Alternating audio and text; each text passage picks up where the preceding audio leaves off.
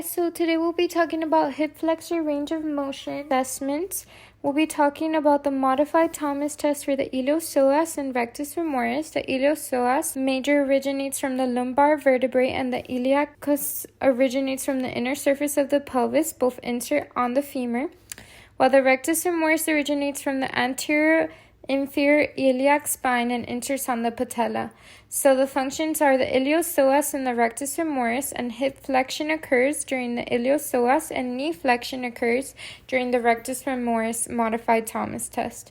So the significance of the modified Thomas test is that it isolates the hip flexor's flexibility by observing both hip and knee joint actions, helping to identify tightness that could limit sports performance. The modified Thomas test for the iliopsoas. This test measures hip flexor tightness, focusing on the iliopsoas muscle, a critical component for hip stability and lower back support.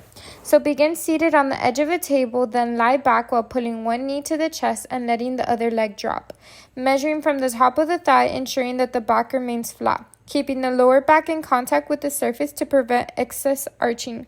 With the left at 88.5 degrees and the right at 84.6, there was a 4.51% asymmetry. This difference suggests left hip flexor tightness requiring targeted stretching on the left side. However, it was within the asymmetry cutoff range between 0 to 10%, which is in normal range. For the conclusion of this assessment, increasing flexibility in the left iliopsoas could help balance hip movement, crucial for activities involving repetitive hip flexion. Now, for the hip flexion, for the modified Thomas test for rectus femoris, it helps assess the flexibility of the rectus femoris, a muscle that extends from the hip to the knee. This muscle plays a key role in hip flexion and knee extension, impacting movement efficiency and performance. Balanced rectus femoris flexibility is essential for minimizing compensations in the hip and lower back. So start seated at the edge of a flat, stable surface or table. Lower yourself down so you're lying back with your legs hanging freely off the edge while keeping the pelvis in a neutral position. Pull one knee towards your chest with both hands, keeping your back flat against the table. This will stabilize the pelvis and isolate the hip flexors on the opposite leg.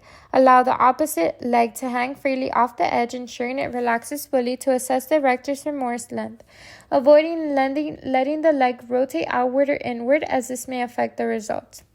Using an inclinometer, measure the angle at the knee of the test leg. Ideal flexibility in the rectus femoris is indicated by a knee angle between 80 to 90 degrees. Any tilt or arching in the lower back may indicate tightness in the hip flexors. Common errors include avoiding excessive lumbar extension, which compensates hip tightness, and letting the test leg rotate or twist outward, as well as fall back on the table. For quantification and analysis, the left leg measured 90.5 degrees while the right leg measured 96.5 degrees, with a minor asymmetry index of 3.21%.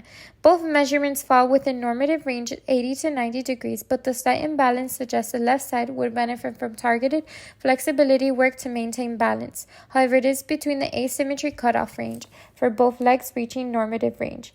To conclude, this test shows a minor asymmetry between the left and right rectus femoris flexibility. Improving the flexibility of the left rectus femoris will support even movement and stabilize in activities requiring hip and knee extension, minimizing compensatory strain on the pelvis and lumbar spine.